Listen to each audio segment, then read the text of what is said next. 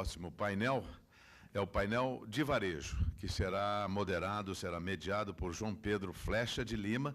O João Pedro é executivo do mercado de telecomunicações, liderou a divisão de celulares da Samsung no Brasil e a implantação da Huawei Technologies também aqui no país.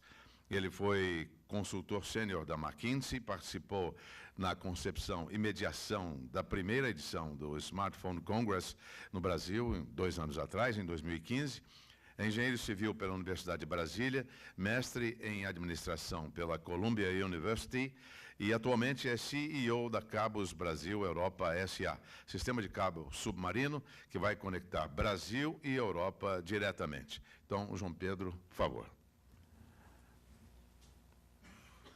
Eu quero convidar ao palco também o Beni Harari, diretor comercial da Allied. Convido também o Fábio Gabaldo, diretor comercial de tecnologia do Magazine Luiza. O Gilberto Pereira, diretor comercial de tecnologia da Via Varejo. E também Demétrios Oliveira, diretor da divisão Stores, Tablets e Acessórios da Samsung Brasil. Sejam todos muito bem-vindos. Já passamos a palavra ao moderador deste último painel, o João Pedro Flecha de Lima. Bom dia a todos. É um prazer imenso estar aqui novamente, nessa segunda edição do Smartphone Congress, uma iniciativa a qual eu cumprimento muito o Grupo Eletrolar, de ter essa ideia e a competência de fazer esse evento, juntamente com a Feira Eletrolar, que se tornou realmente a referência do mercado eletroeletrônico brasileiro, e não só brasileiro, mas também de outros países. Eu acho que a ideia aqui é que o moderador apareça o mínimo possível para poder tirar proveito da grande qualidade de debatedores que nós temos aqui. Então, eu vou me guiar um pouco pela revista Eletrolar, que está com umas reportagens excelentes sobre os desafios do varejo, sobre as transformações que estão ocorrendo, sobre essa questão, que foi a última questão colocada para a Sandra, tipo o varejo online versus o varejo físico, quais são os desafios, como é que é, um vai substituir o outro, não vai, e também aproveitar para fazer alguns links com o que aconteceu ontem aqui, que foi, quando foi debatido, a indústria, né, o produto essencialmente celular, smartphone, sempre que for aplicável. Então, eu gostaria de abrir com algumas perguntas e deixar o grupo interagir. Não necessariamente não é pergunta e resposta. Vocês podem, na medida que acharem conveniente. Mas eu gostaria de saber do Demétrios, nesse tema aí de canais, a gente ouve muito o jargão, né, omnichannel, né? Como é que está esse tema? Isso é uma coisa que pegou, vai pegar? Qual que é a sua visão, Demétrios, sobre o tema aí no país? Obrigado pela... Alô? Agora sim. João, obrigado pela pergunta. O omnichannel é cada empresa vê de uma forma. Principalmente quando a gente fala em mercado brasileiro, em virtude das dificuldades logísticas, dificuldades fiscais, diferentes impostos por estados, e também das diferentes tipos de entidades jurídicas. Muitas vezes a gente ouve o termo omnichannel, fala assim, nos Estados Unidos, na Europa, tudo funciona, o cliente entra dentro de uma loja de celular, o produto não está ali, ele simplesmente faz o pedido pelo smartphone dele e ele recebe na casa dele. Esse conceito é bem bonito, né? E funciona assim em vários lugares e em várias empresas. Quando a gente coloca o pé na realidade brasileira, depende de caso a caso. Eu sei que a Magazine Luiza está com alguns projetos andando nesse sentido. Depois, gostaria até que se pudesse explanar.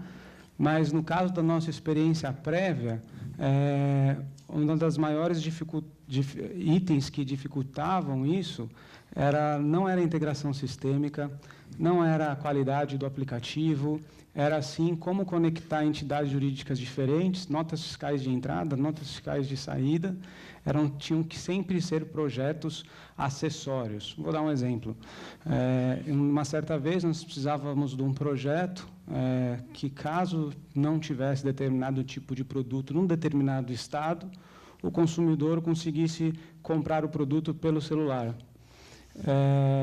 Toda a base tecnológica estava pronta, mas, na hora de funcionar isso, a gente ficou preso por causa que eram duas empresas diferentes. No nosso caso, uma franquia e a própria Samsung, e aí isso fez com que nós tivemos que ir para um plano B, que é trabalhar projetos de parceria com empresas parceiras, como, por exemplo, a Lide, que se encontra aqui nesse painel. Então, ao meu ver, eu acho que é um caminho no Brasil.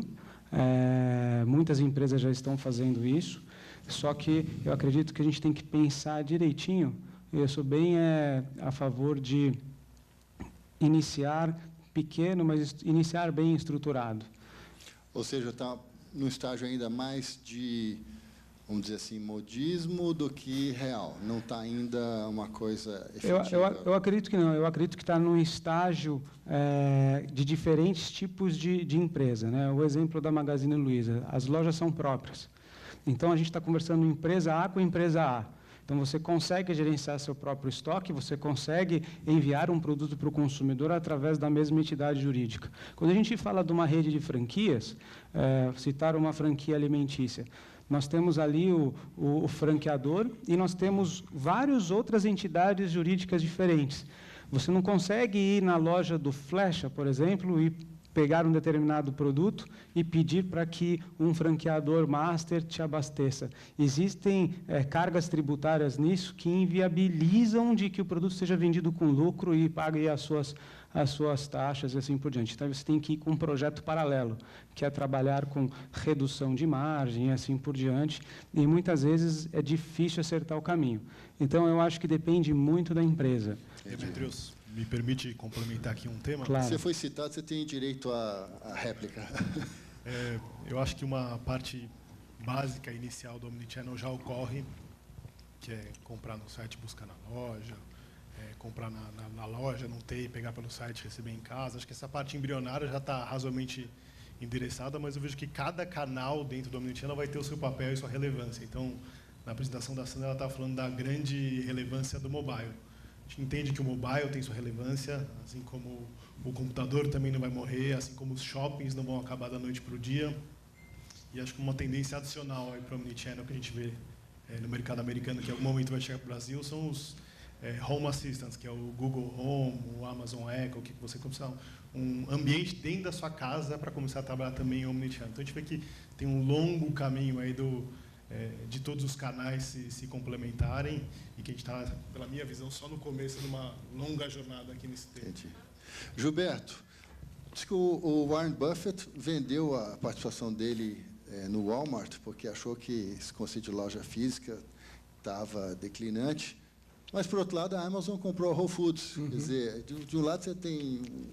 como é que um grupo tão importante no varejo brasileiro como o teu está enxergando essa questão?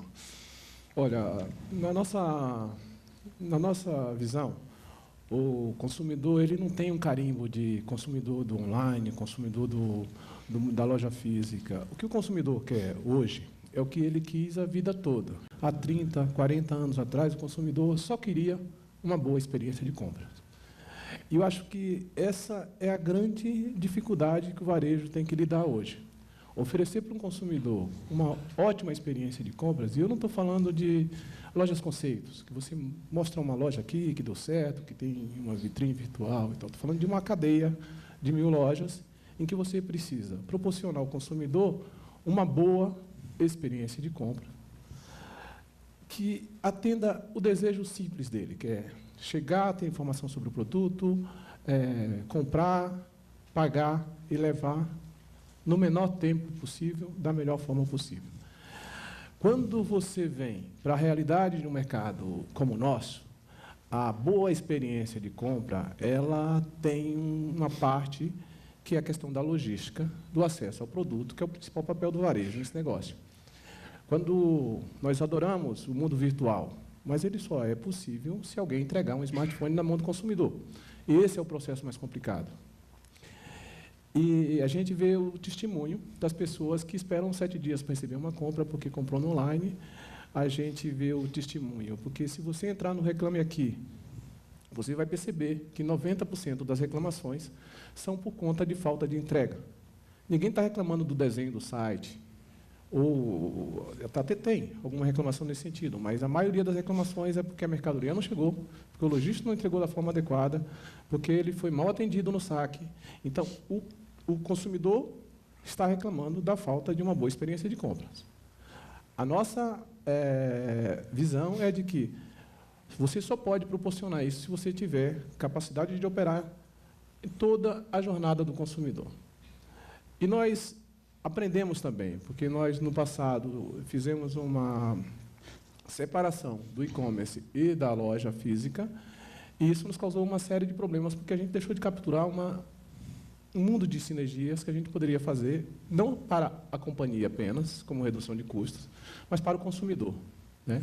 A gente corrigiu essa situação, hoje nós somos uma empresa só, e a nossa operação de Click and Collect é um sucesso. Já nas lojas, o consumidor aceita muito bem isso, ele está interessado em comprar pelo site, pegar pela loja. Nós podemos comunicar que eu faço a mídia hoje à noite, você pode comprar hoje à noite e retirar amanhã de manhã na loja, então você não precisa esperar 24 horas, ou 48 horas, ou 7 dias, como em alguns casos. O varejo precisa ter na consciência que o consumidor é o centro da decisão e que não adianta você estabelecer uma guerra entre o mundo físico e o mundo online. E eu corroboro com o Beni aqui, não há esse negócio de separação entre mundo físico e mundo online. E eu acho que, lógico que o Warren vai questionar a decisão do cara onde ele chegou, né? Mas, assim, a questão não é se o Walmart está bem ou está mal. A questão é se o Walmart deixou de oferecer uma boa experiência de compra para o consumidor. E isso faz com que você deixe um varejo. O varejo não pode abandonar o consumidor e pensar em estratégias outras que não sejam com esse objetivo final. Excelente. Então, Fábio, o Gilberto tocou num ponto aí que eu acho crucial, que é essa questão de que todo mundo fala, né? Toda empresa, se você olhar os mandamentos, sempre o primeiro é foco no cliente, né? Mas a gente sabe que, na grande maioria dos casos, isso não acontece. É mais um jargão, uma coisa motivacional do que frase qualquer para colocar coisa. Na parede, né? Chavão, está ali pregado e tal.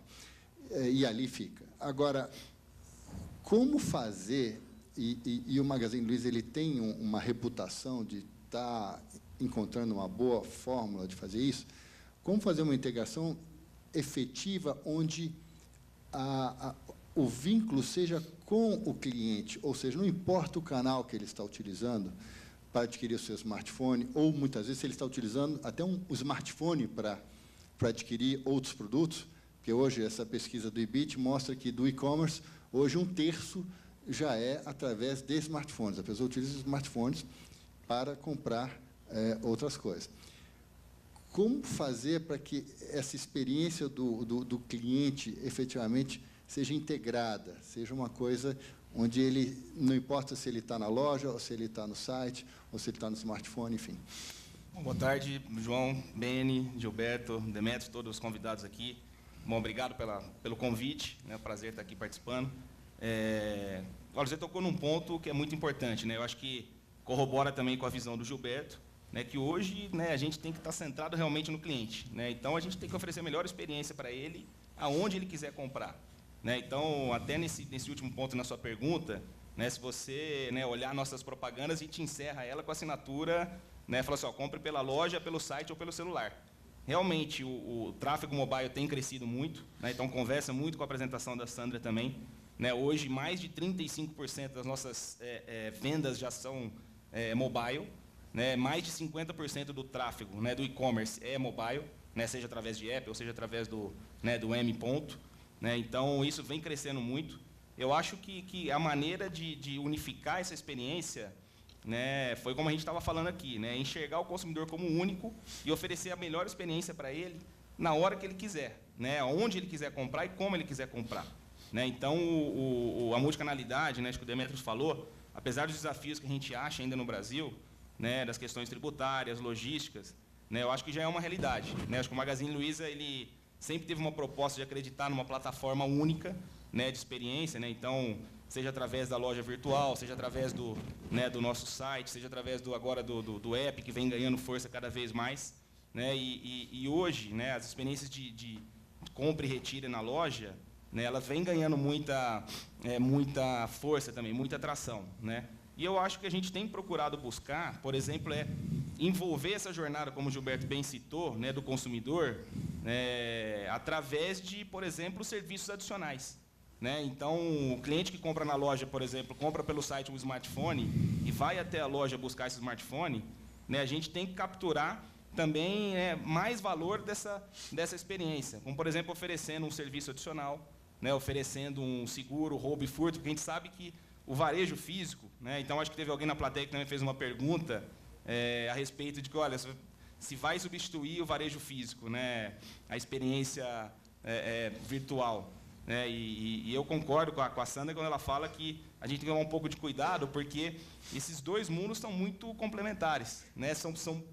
Hoje, como eu falei, eu acho que o cliente comprou um smartphone através do site, a gente pode oferecer um serviço para ele, um roubo, furto, uma garantia, porque a gente sabe que o varejo físico hoje tem mais facilidade, através da figura do vendedor lá na ponta, de vender um serviço do que o próprio online.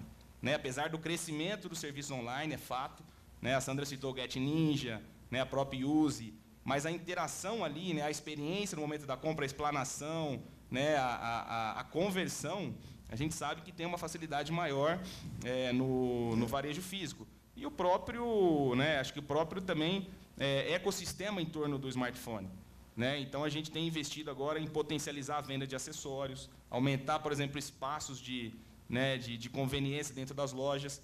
Né? Então, oferecer o ecossistema todo que envolve o smartphone. Né? A gente pode oferecer, por exemplo, né, os speakers Bluetooth, um fone de ouvido. Né? Então, eu acho que essa visão, né, de permear toda a jornada do consumidor, oferecer soluções e serviços, experimentação, né, como o Gilberto bem colocou, é o que vai, né, fazer com que a gente realmente coloque esse cliente no centro e torne essa experiência dele ainda mais ampla, utilizando de todos os canais. Cavaldo, também me permite adicionar aqui. Claro.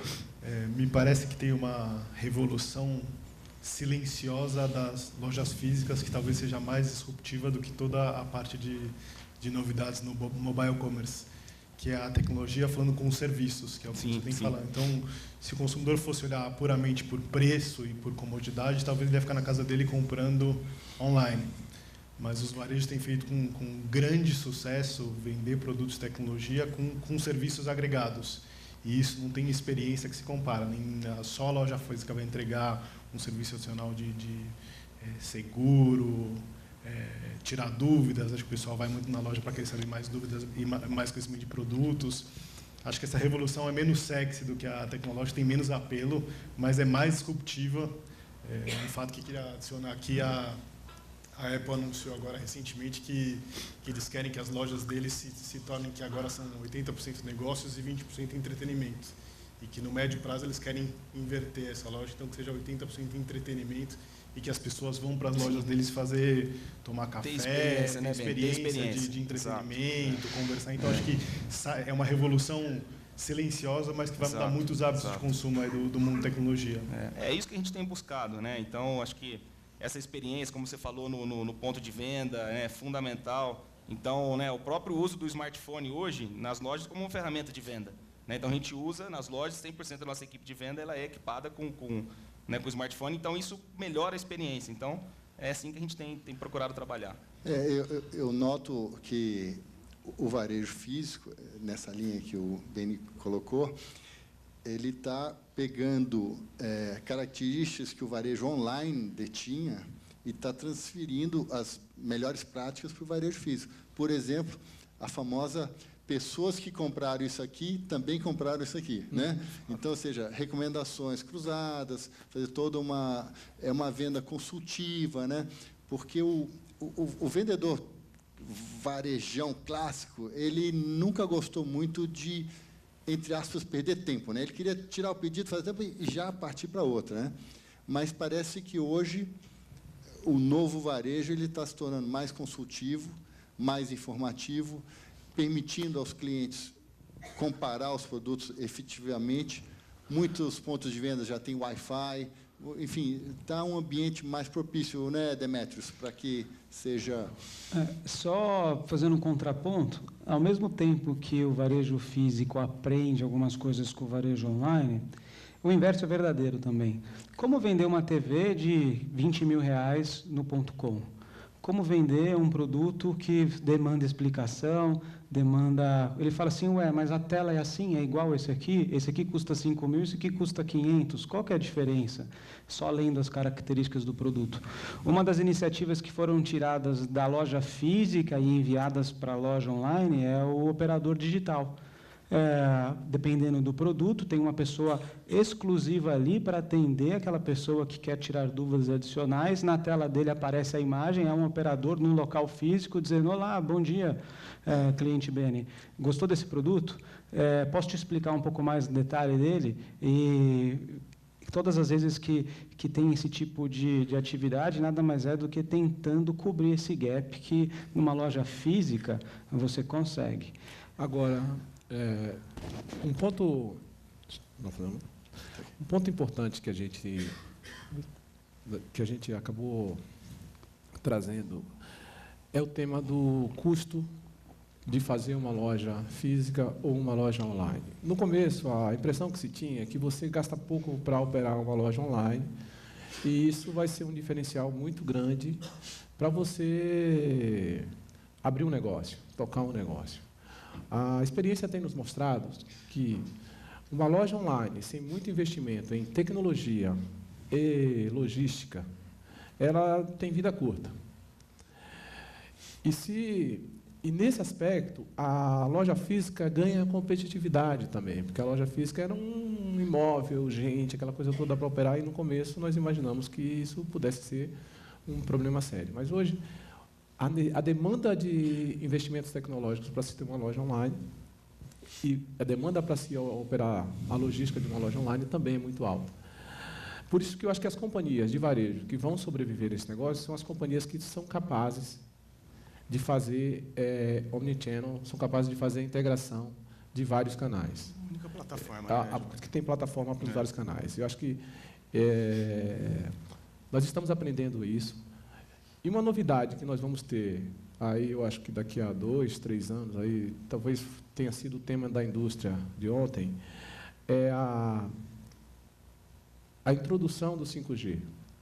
Isso vai fazer com que a gente, na loja física, tenha acesso à informação ao consumidor, porque as pessoas não estão nas casas, elas estão na rua, né? Acho que a Sandra falou aqui que mobile somos nós estamos na rua.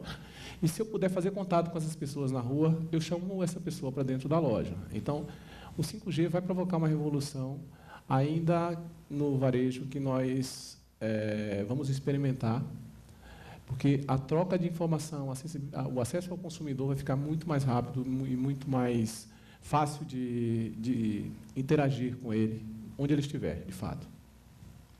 Deixa eu só pegar um gancho no que o Gilberto falou, João, né? Então, acho que a própria evolução que você falou, né, Gilberto, do 5G, né, ele traz essa necessidade também no cliente de estar sempre buscando aparelhos novos e fazendo, né, o upgrade. Então, né, e aí também puxando um gancho com o que a gente falou de experiência, né, eu acho que, né, o Magazine Luiza, a Via Varejo também, né, nessa linha de oferecer serviços, a gente oferece, por exemplo, o trade-in, né, que eu acho que é uma experiência também para o consumidor, para ele buscar e atualizar o produto, né? Então, eu acho que, né, esse universo de multicanalidade, acho que, né, de novo, acho que faço um paralelo com a questão do serviço, né? Então, acho que serviço é realmente, né, experiência no ponto de venda é um ponto muito importante na jornada. Se todos estão familiarizados com o termo, o trade-in é quando você leva o seu aparelho usado entrega no ponto de venda e ele é avaliado e serve como um voucher para comprar um novo, né? Isso é uma coisa que é muito mais viável se fazer no varejo do que você ficar mandando também. Existem, né, os sites de trading e tal, mas eu acho que as tecnologias aí elas se complementam bem, porque o ponto de venda ele é ótimo para você ter depois um pós-venda, né? Porque o ponto de venda está lá e você pode voltar lá e reclamar e falar. Já o varejo online é mais complicado porque a própria avaliação, clique, né? Apertou o clique, né, Gilberto? Aí a coisa não só da entrega, mas já aconteceu comigo até mais de uma vez. Por mais que eu preste atenção quando eu compro alguma coisa online, às vezes, por exemplo, agora eu fui comprar uma cafeteira e aí não percebi que comprei a voltagem errada da cafeteira. Eu falei, bom, agora, olha, tem um sítio que a voltagem é 220, então vou mandar para lá, porque se for para ir atrás, para tentar, vai me dar um trabalho que não vale a pena, entendeu? Então, eu acho que as coisas conversam bem daí. Eu vejo que o varejo físico ele tem a vocação... Por exemplo, você pega o modelo das concessionárias americanas de automóvel. Concessionária não ganha dinheiro na venda de automóvel, mais. Não. Eles ganham dinheiro no serviço e vendendo coisas correlatas e tal.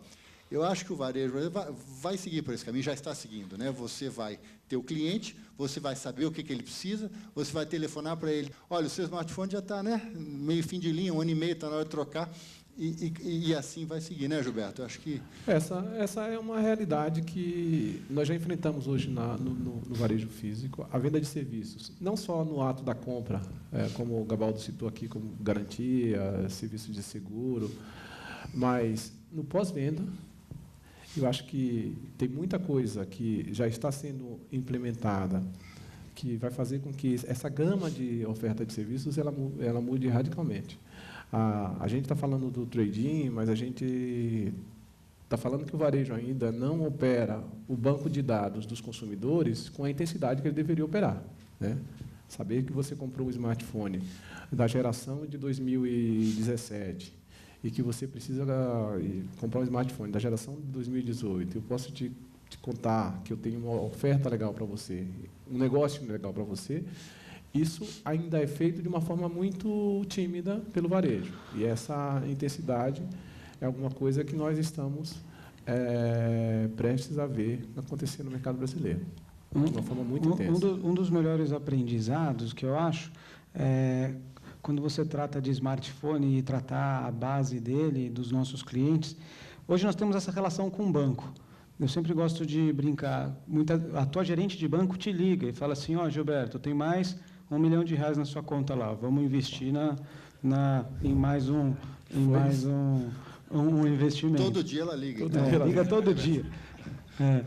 E quando a gente fala em loja de varejo, eu acho que o mais legal seria algum dia, e eu sei que, pelo menos na operação na qual a gente trabalha, o gerente da loja liga e fala assim, ô, seu João, tudo bem? Tudo bem. Olha, está gostando do seu smartphone? Lembra que nós temos aqui um consultor tecnológico para poder te dar explicação, mas temos aqui um novo produto que eu acho que se encaixa à sua necessidade. Esse mesmo tipo de relacionamento com o gerente de banco faz com o consumidor quando vê a conta ali e precisa fazer um determinado investimento, é o que o varejo, pelo menos o varejo, eu posso dizer assim, de alto valor, pode tentar conseguir com o cliente, não necessariamente métricas de e-mail marketing, SMS, WhatsApp e assim por diante. Não sei se vocês concordam com essa...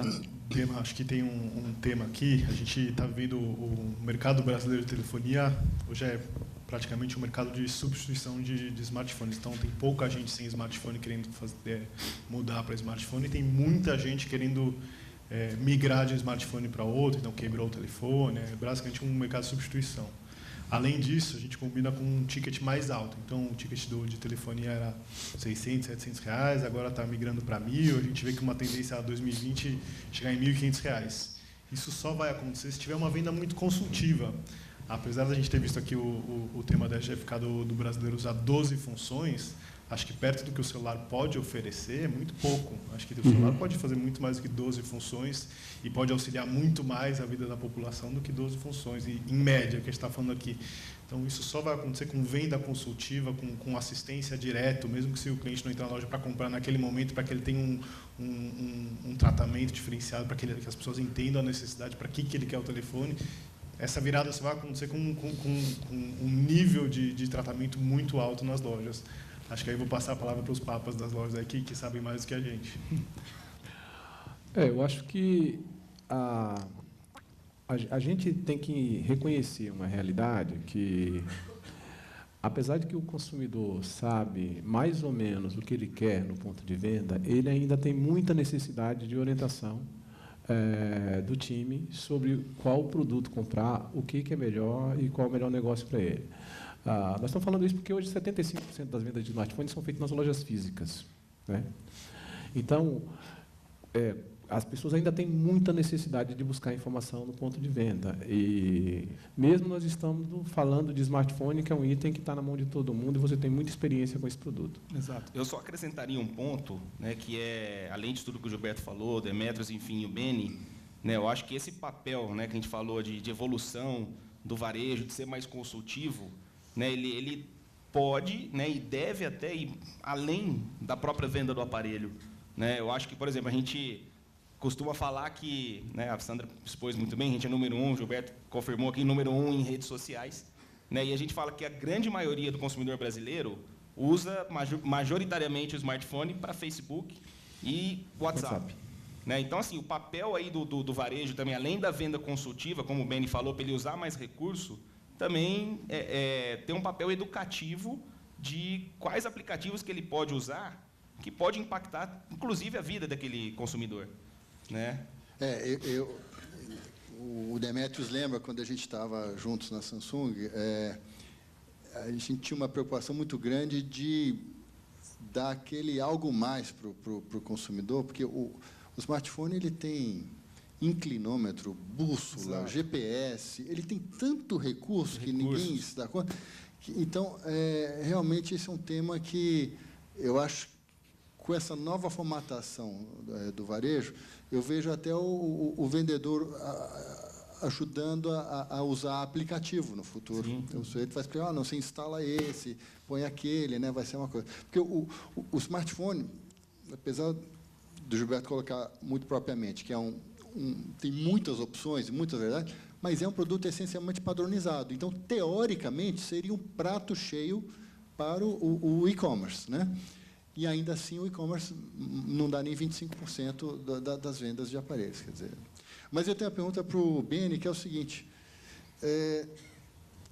Tudo que nós estamos falando aqui, desses canais de varejo, online, nas entrelinhas você pode ler desintermediação. Tá?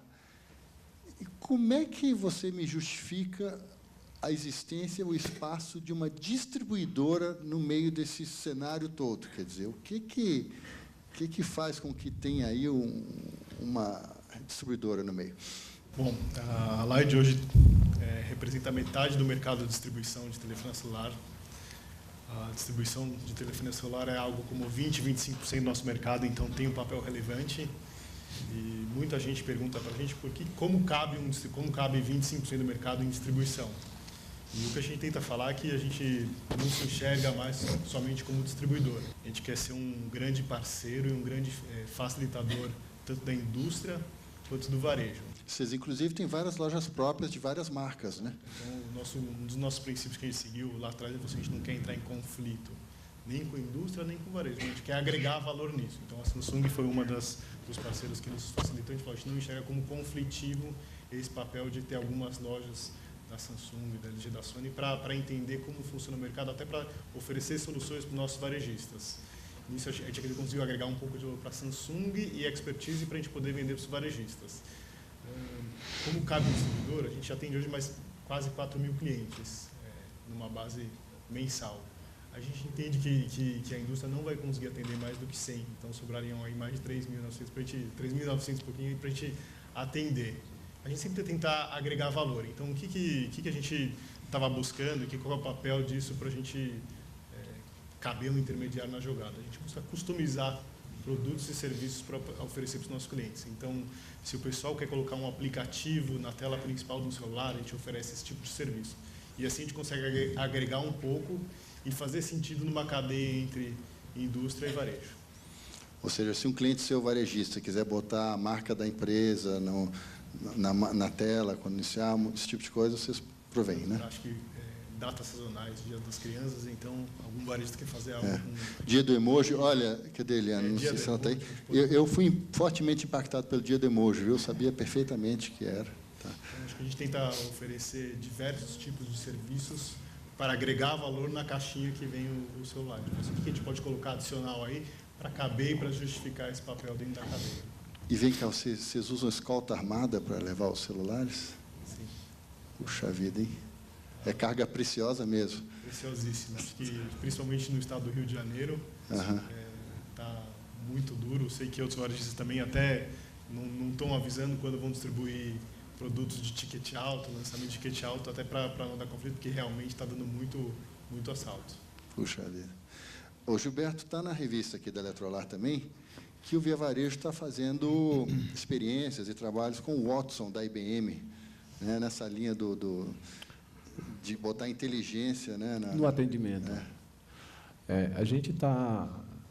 Na verdade, quando a gente trouxe a Cenova para dentro da Via Varejo, havia a necessidade de fazer alguns investimentos em termos de tecnologia para que o site, o nosso e-commerce, ficasse melhor. E eu acho que tem uma vantagem de você começar o investimento em algum momento, porque é o seguinte, você consegue capturar as coisas mais novas que estão disponíveis. Então, eu acho que a nossa ideia é investir pesado no e-commerce, na interação da inteligência com o consumidor, né, para que, de fato, a experiência que você tem, a gente possa ali interagir de forma mais intensa, tanto quanto tem o nosso vendedor na loja hoje com o consumidor. Conhecê-lo e fazer com que isso seja transferido também para os sites. Né? A Casas Bahia ela sempre foi uma marca que fez uma leitura muito rápida do consumidor. Isso, na fundação da empresa, ela entendeu que a necessidade do brasileiro era o acesso. E, para você ter acesso, você precisava ter crédito, porque o dinheiro era limitado e foi assim que a empresa foi construída.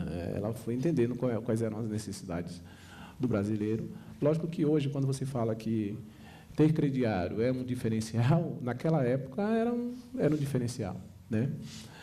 E a gente sempre investiu pesado em tecnologia. Tem um centro tecnológico muito forte em São Caetano. Mas a decisão nossa de transformar a Cenova no e-commerce, num pure play, fez com que a gente não capturasse, não fizesse a sinergia tecnológica que a gente poderia fazer com as companhias. E aí a gente está recuperando esse tempo agora, fazendo esses investimentos. E a Magazine Luiza também, né? Vocês compraram recentemente uma empresa de tecnologia, né?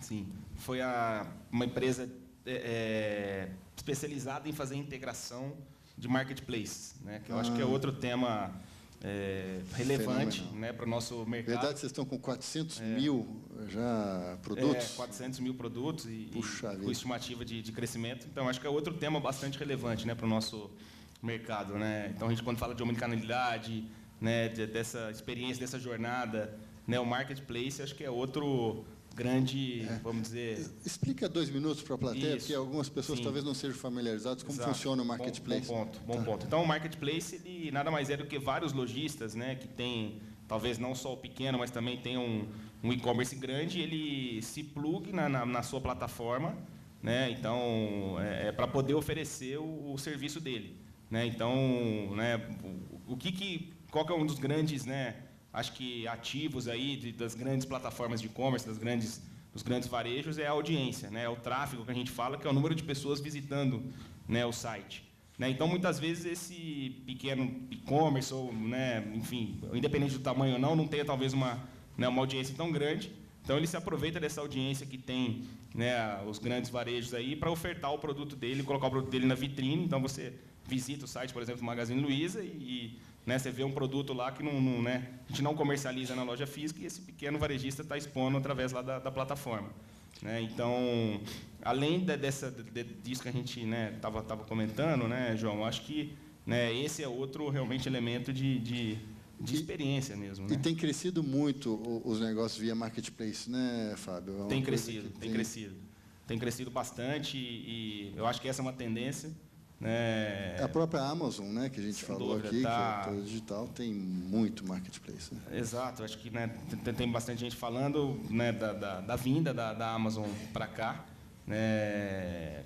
E a gente sabe que ela é um dos precursores aí do marketplace nos Estados Unidos. Tá. Agora, retomando o tema das ameaças, assim, quer dizer, se o digital seria uma ameaça, né, para o varejo físico, uma outra possível ameaça seria, por que não, as compras diretas dos fabricantes, né? Já que estamos falando de desintermediação, como vocês veem aí a possibilidade dos consumidores, hoje com Big Data, com tudo mais disponível, tal, os fabricantes passarem a comercializar diretamente os seus produtos?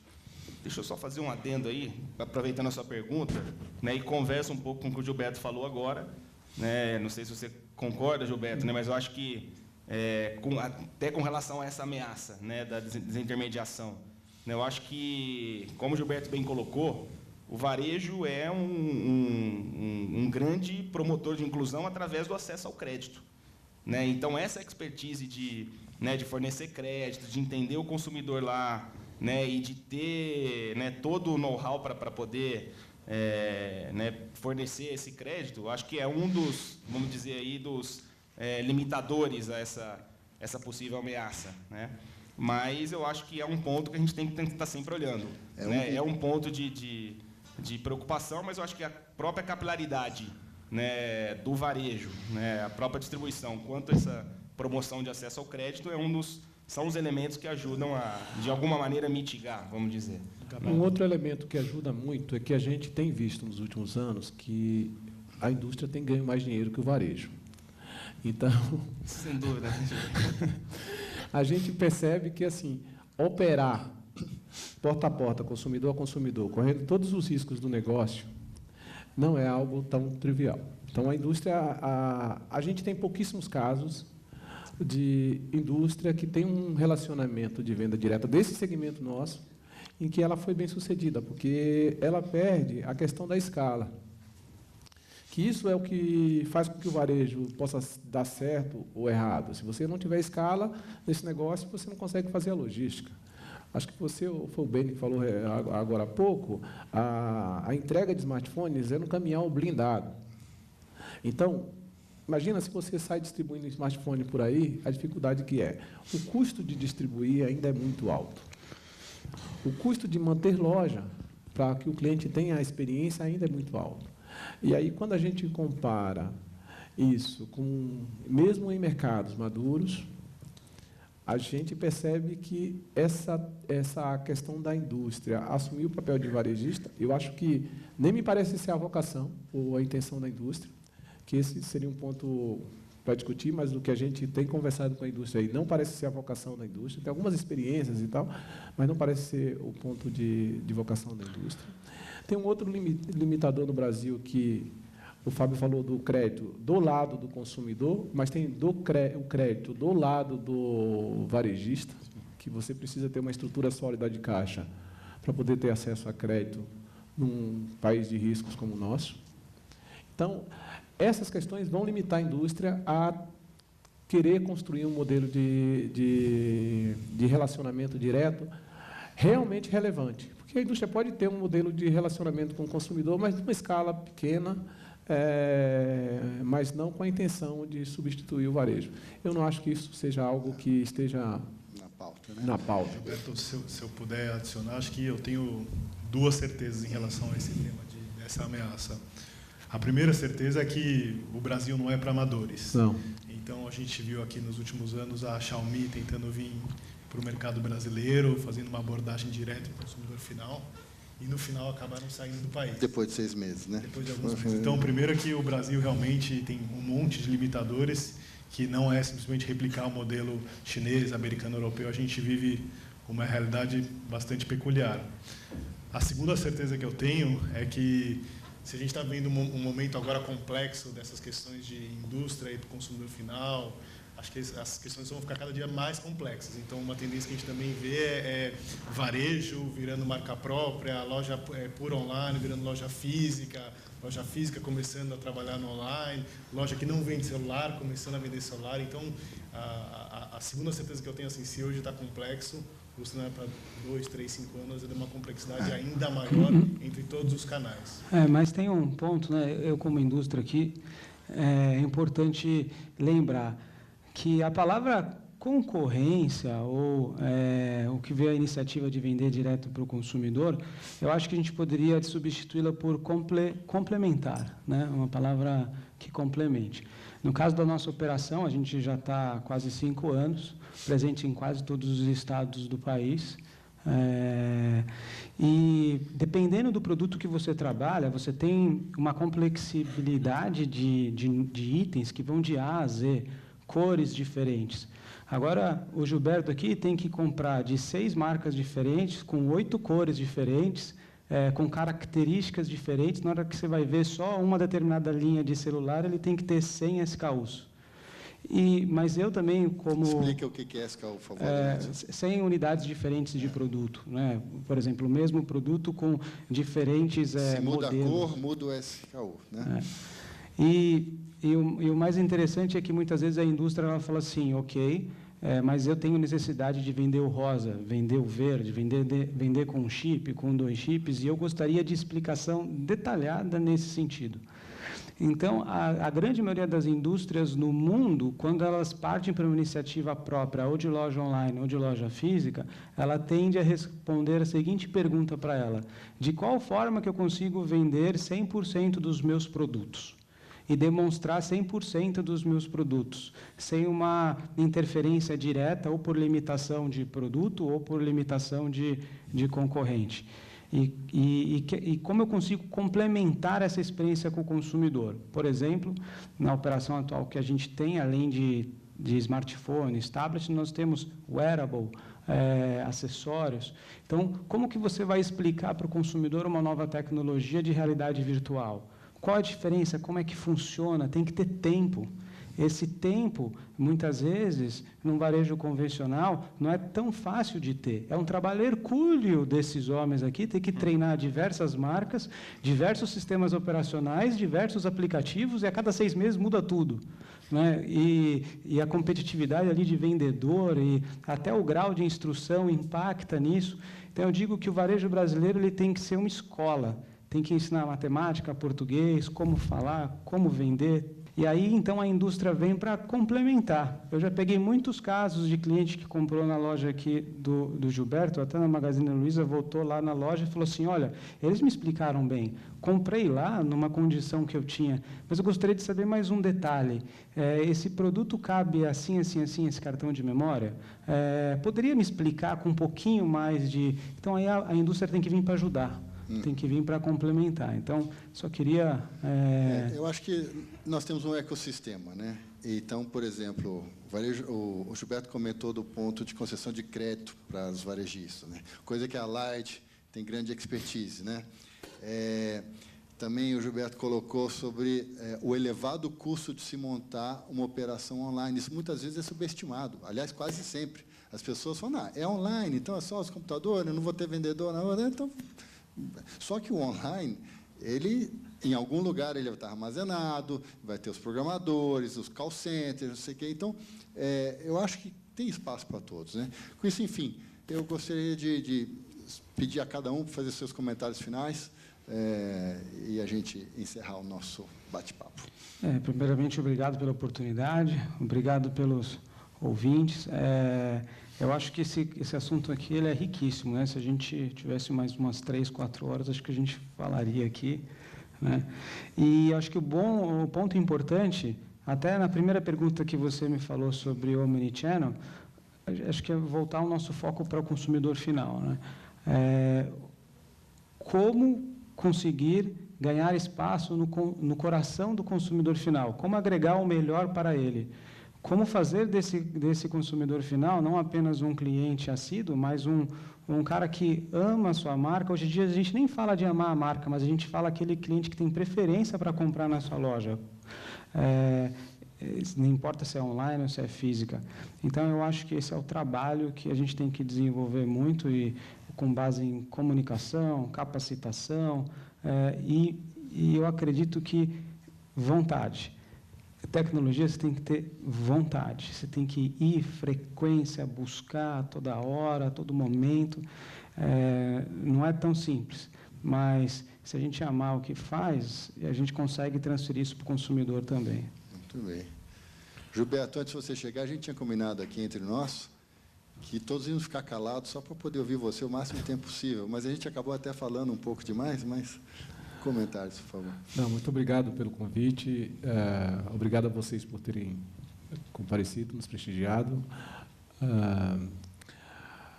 Eu continuo achando que o consumidor é muito simples e a gente não pode complicar muito a vida dele. Ele quer comprar um produto e sair feliz da sua loja. Não importa se ele é online, se está no mobile, se está no mundo físico. E esse é o grande desafio do varejo neste momento. O gestor do varejo ele precisa acordar e pensar como é que eu faço isso num ambiente mais competitivo do que no passado. O que mudou do passado, de alguns anos para cá, para hoje, é o nível de competitividade e o nível da disponibilidade de informação. Mas nós, no varejo, temos o compromisso, e temos que ter como compromisso proporcionar ao consumidor uma boa experiência de compra. O produto do varejo é o serviço com a satisfação do consumidor. Se isso não estiver na cabeça de um varejista, quando abre uma loja, se ele achar que aquele negócio ali não é para isso, ele não precisa abrir a loja. Então, assim, nós entendemos isso, nós trabalhamos duro para isso. Às vezes, você não atende a expectativa do consumidor, mas esse é a falha do varejo, quando você deixa de atender a expectativa do consumidor, porque esse é o produto do varejo. A indústria ela evoluiu muito, ela melhorou muito, ela conseguiu fazer produtos melhores. Os produtos hoje dão menos defeito do que no passado.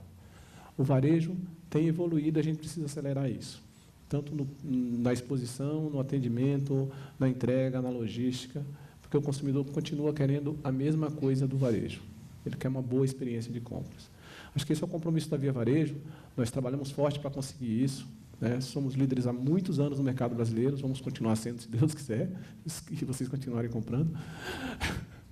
Mas é isso. Acho que fiquei feliz em participar. Obrigado pelo convite, obrigado aos meus colegas aqui. A gente se encontra muito por esse mundo dos negócios aí. É isso.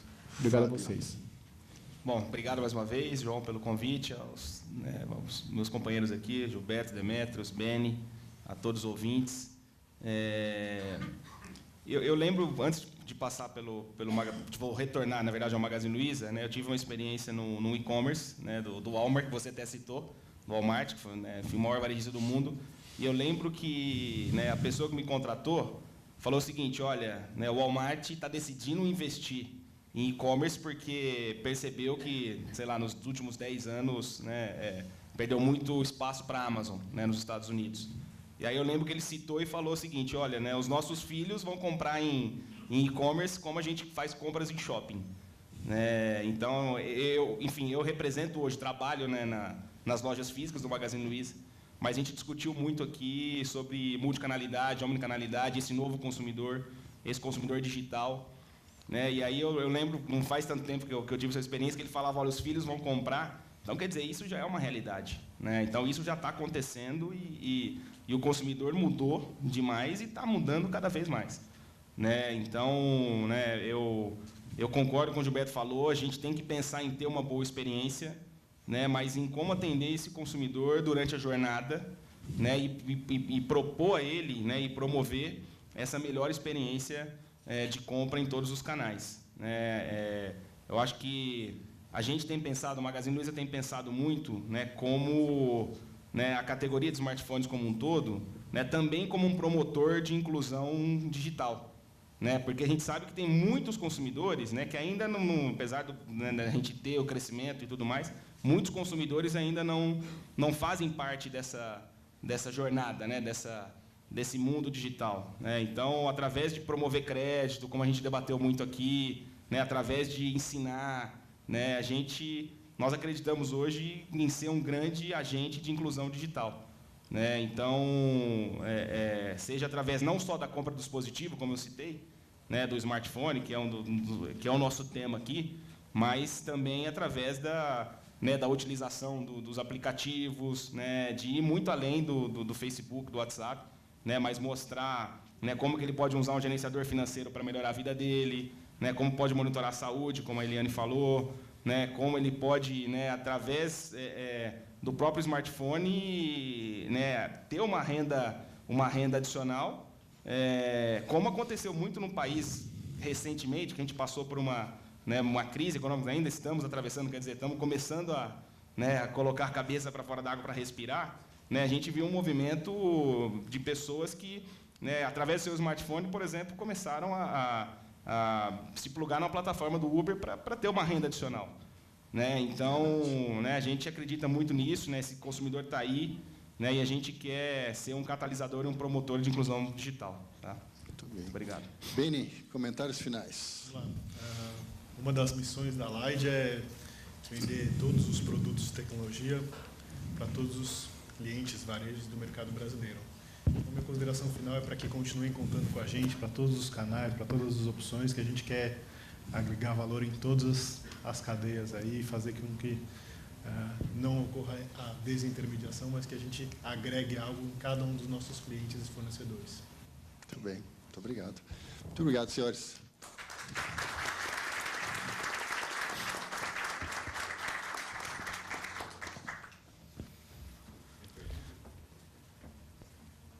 Alguém tem alguma pergunta, gente?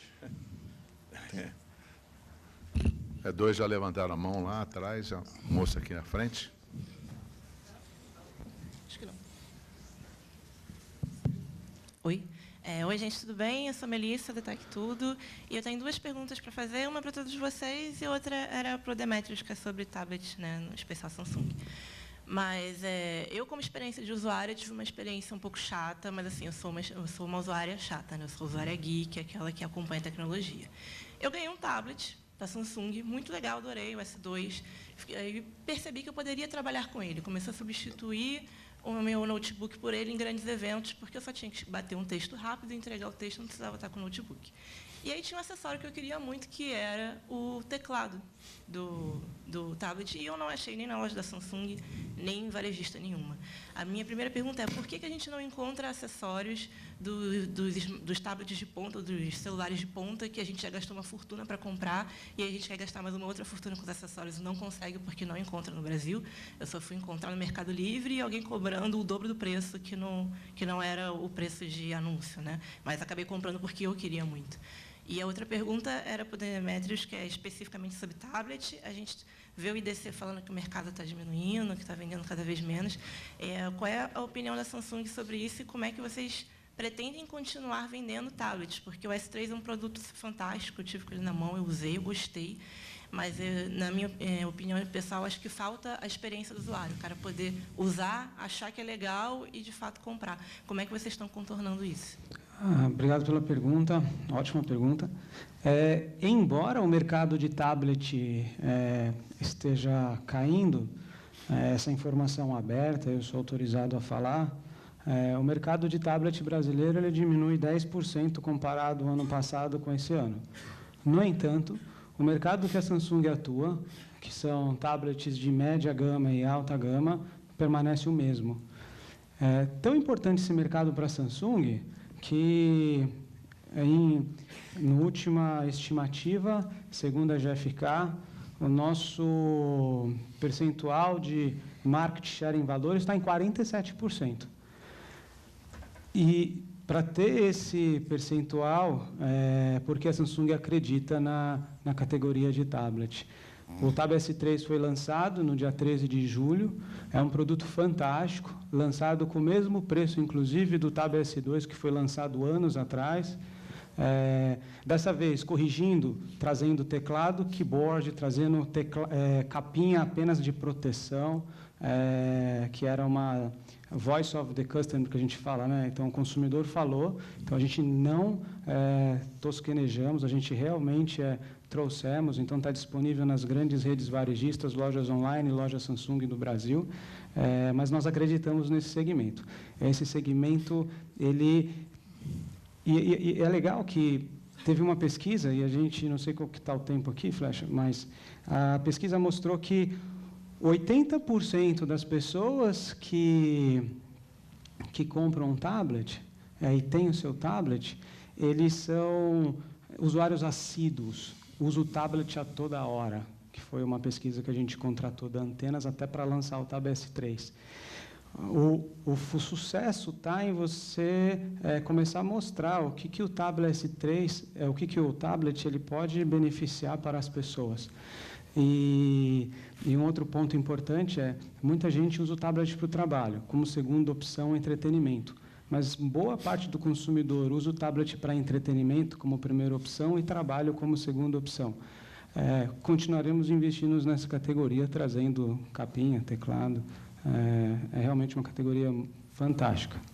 E uma observação, se você é uma consumidora, você não é uma consumidora chata, a gente te ama, tá? Então, nunca se...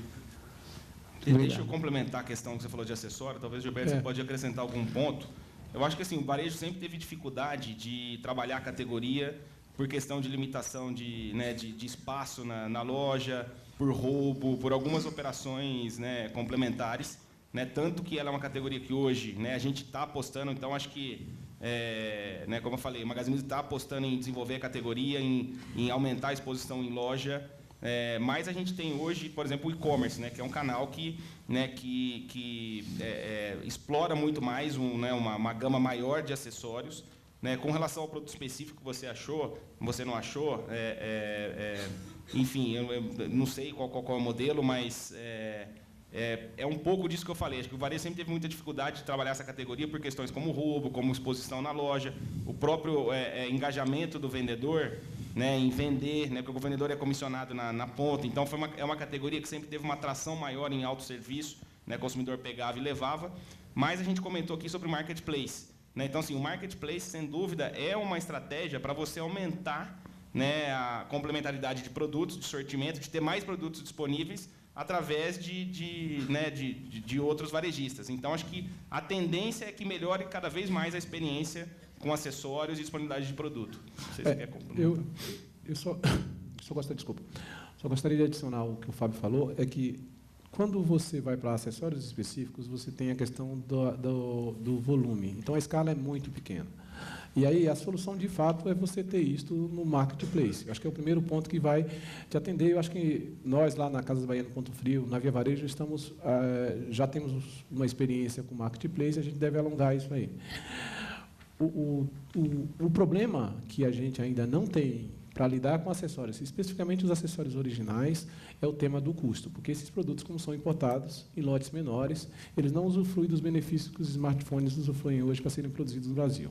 Acho que é isso. Oi, Henrique Medeiros do Mobile Time. Eu vou começar com uma pergunta que eu fiz na primeira... Aqui na frente. Vou começar com uma pergunta que eu fiz no primeiro Smartphone Congress. No caso, a conversão. Tem alguma fórmula mágica? 2 anos atrás a gente conversou, não tinha, mas existe hoje alguma fórmula mágica para aumentar a conversão no mobile? E eu tenho ainda mais outras 2 perguntas. A primeira é sobre... A segunda, aliás, é sobre SVA. Como é que vocês veem essa parte de vocês estarem inseridos serviços de valor agregado nos celulares, na hora da venda, na venda final, mas como é que vocês veem a regulação junto à Anatel, que cada vez está ficando um pouquinho mais pesada? E, justamente, por exemplo, um exemplo é uma questão que tem na Anatel é se, no caso, quem vende tem que suprir o cliente de ponta a ponta, ou seja, se der problema no meu seguro, quem que eu vou acionar? É a seguradora, é quem opera, quem vende o serviço, ou a varejista que vendeu na ponta final? E terceiro é como vocês veem os chatbots. Eu sei que Via Varejo e Magazine Luiza já estão investindo nisso, né? Como é que vocês estão vendo esse crescimento com os chatbots? Só recapitulando, a primeira é conversão. Conversão no mobile. No mobile. Isso. Como crescer no mobile? A taxa de conversão. Eu acho que a taxa de conversão no mobile ela vai crescer na medida em que nós, varejistas, conseguimos construir, de fato, sites para mobile. Né? Apesar das melhorias que a gente conseguiu implementar nos nossos aplicativos, eles ainda refletem muito o que acontece no desktop. E o que a gente está entendendo é que, o tempo todo, o consumidor que está no mobile, no momento em que ele está fazendo uma operação no mobile, no momento que ele está fazendo uma operação e o momento que ele faz uma operação no desktop, são momentos muito diferentes. E a urgência dele, a necessidade dele de concluir rápido a compra é outra. Então, o entendimento que nós estamos tendo do consumidor numa compra do mobile é diferente. E a construção de novos recursos dentro do aplicativo que faça com que a conversão aumente, ela está a pleno vapor, mas assim, ela vai acontecer, mas acho que não por fórmula mágica, como você falou, não há, de fato. Há um processo de melhoria constante que precisa ser aplicado de forma decisiva por cada varejista. O varejista precisa entender que ele precisa melhorar o aplicativo do mobile com a experiência do usuário. Isso já está acontecendo, acho que vai acontecer. A conversão ela vem melhorando. A mudança para o padrão de desktop ainda está longe, mas a gente sabe que, do jeito que nós estamos fazendo, vai acontecer essa melhora. Mas eu acredito que não teremos aí uma revolução no tema de conversão no mobile, porque são momentos diferentes entre do estágio do consumidor na hora da compra. Só complementar, Gilberto, eu acho que assim, o próprio app, né, as empresas hoje têm o app, né, a Magazine Luiza tem o app, né, a Via Varejo também, ele já é uma maneira de você aumentar a conversão. Né? Então, o cliente que ele entra pelo app, ele é muito mais propenso a comprar do que um cliente que está pesquisando através do Google, enfim, ou através de determinada ferramenta. Ele abre o site do mobile. E além disso, você tem ferramentas, né? Eu acho que investimentos em user experience, como, por exemplo, One Click Buy, né? Que é você clicar de uma única vez lá, você já ter o botãozinho para comprar com a informação, né, do cartão registrada. Né, acho que o próprio Retira Loja, como a gente falou muito aqui de omnicanalidade, acho que é um instrumento para poder melhorar, né, a conversão de mobile. Enfim, tem alguns mecanismos, né, mas realmente o alcance é limitado desses investimentos. Nessa mesma revista da Eletrolar News tem um artigo de uma pesquisa que fala que somente 18% das empresas estão plenamente preparadas para o mobile commerce, entendeu? Porque você chega num ponto também que você pode ter um botão até para te levar à loja mais próxima, enfim, então somente 18% estão para. Um estudo sobre conversão que é muito interessante. Um fabricante de telefone celular fez um estudo seguinte: o mesmo produto vendido por um site e vendido por um parceiro do marketplace, nas mesmas condições, mesmos preços, tudo igual. A conversão do varejista frente ao parceiro do marketplace foi 3 vezes maior. O que isso quer dizer? Que acho que o consumidor final ainda tem algum receio ou teve alguma experiência que ele ainda não está plenamente satisfeito. O marketplace está evoluindo a largos passos e eu acho que uma questão de meses, talvez ano, vai estar um nível de conversão exatamente igual da venda do varejista por marketplace. A partir do momento que o nível de serviço do marketplace, que as condições sejam amplamente divulgadas e que todo mundo atinja essas condições de entrega, acho que vai chegar a um nível de melhoria da conversão muito maior. Posso complementar só essa pergunta? Sou Luiz Alberjante, gerente de mobilidade da Positivo. A gente está vendo a tendência de um crescimento muito grande em marketplace, né? E uma tendência muito grande das pessoas estarem comprando em e-commerce. Como que o varejo, né, Gabaldo e Gilberto, como vocês enxergam isso futuramente, com um cliente chegando na sua loja, conhecendo o produto, abrindo o site e ter um marketplace com um produto mais barato que o seu e você perder para um concorrente direto seu dentro da sua loja? Bom, ele não vai ter um produto mais barato que o meu. Essa é uma pergunta boa, né? A gente sempre brinca lá, fala o seguinte: né? A gente dá a experiência, o exemplo, por exemplo, né, da Estelinha, a gente fala, né? Você vai num supermercado, você paga X reais, né? Numa cerveja, enfim, Stella ou qualquer outra, 3 reais. Você vai num restaurante, no bar, você paga 10, né? Então, assim, a gente complementa o que a gente tinha falado aqui da experiência, né? Então, quer dizer, sempre vai existir essa diferença de preço no varejo físico online, né? A gente sabe que a gente tem trabalhado para cada vez mais ter uma uniformidade, né? Mas essa diferença ela vai existir. Né? Por quê? Porque existe tudo isso que a gente falou. Existe a experiência lá no ponto de venda, existe a experimentação, existe o acesso ao crédito. Né? Então, sim, você tem um componente, um composto de serviços, né, que, né, eles têm um valor.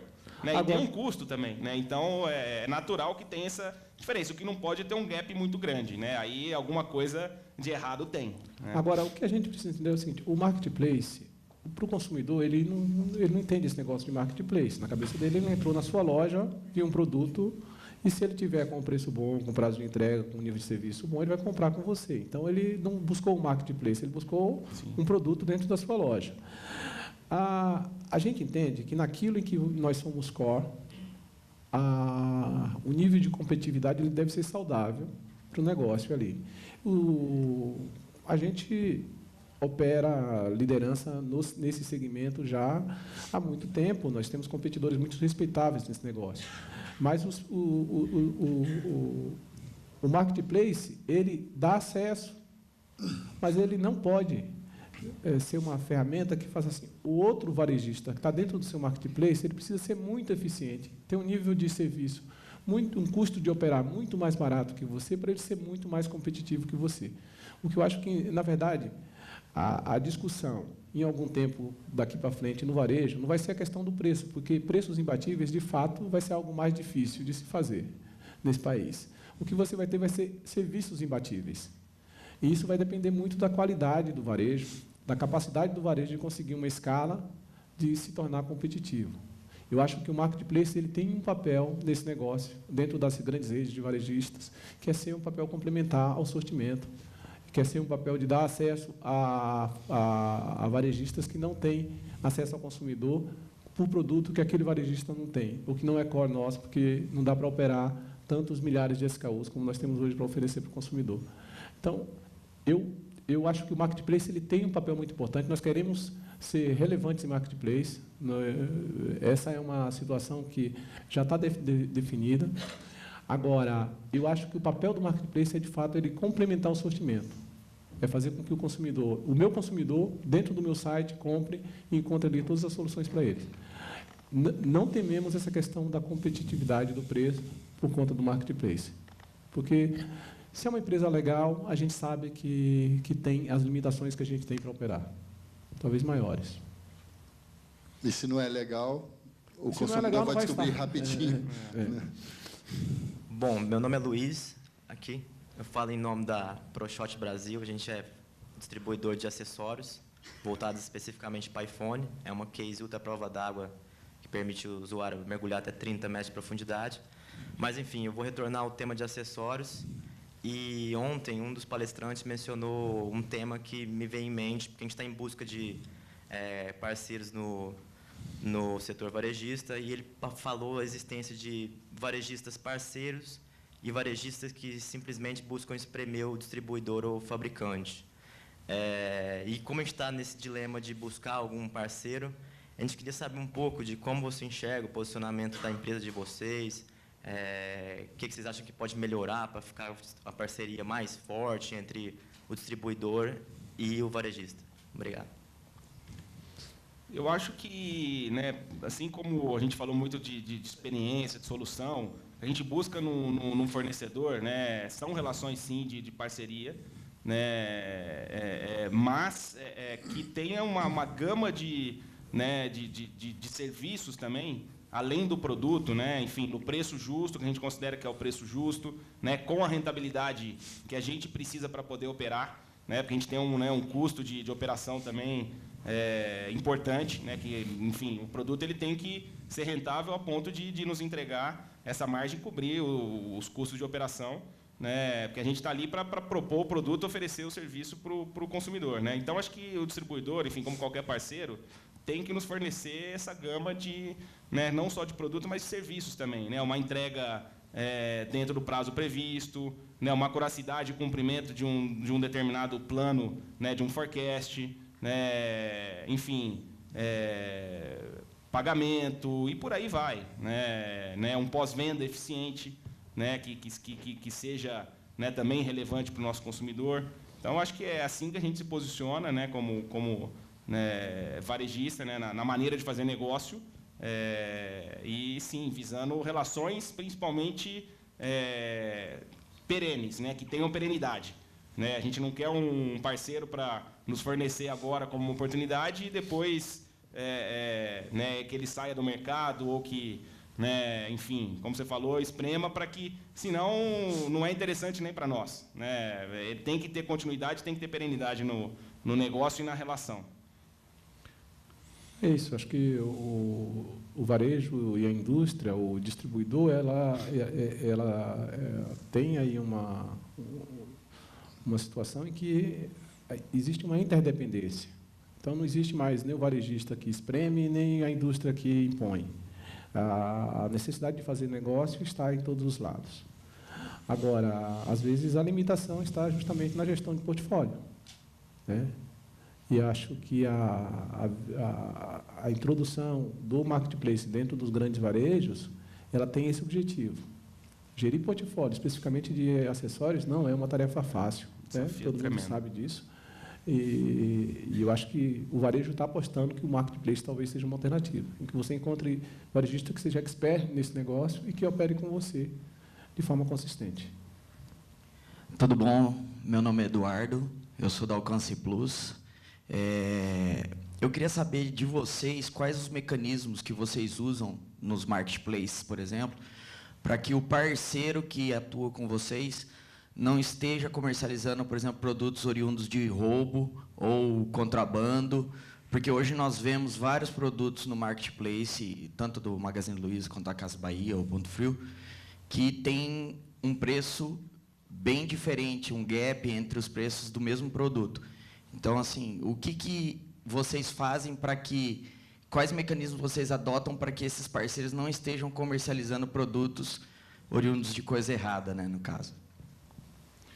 Eu acredito que, né, o principal ponto aí, né, é no momento de você, né, estar colocando esse parceiro para dentro do negócio, né? Então, você tem que ter um critério de avaliação muito grande, enfim. Assim como a gente seleciona né, você tem um critério de avaliação de crédito, de capacidade de fornecimento, etc., para um fornecedor de produto para revenda, né, a gente também tem critérios para selecionar o marketplace. Mas, como você falou, eventualmente, né, na possibilidade de acontecer, eu desconheço, principalmente, né, do lado do Magazine Luiza, sendo bem sincero, eu desconheço, mas a gente toma esse cuidado na seleção, na hora de você selecionar, seguindo critérios muito rígidos aí de qualidade, né? Então, acho que esse é o principal ponto. Nas indústrias que nós temos relacionamento, a gente tem um diálogo frequente com a indústria sobre a característica daquele varejista, para saber da procedência dos produtos. Então, as indústrias que não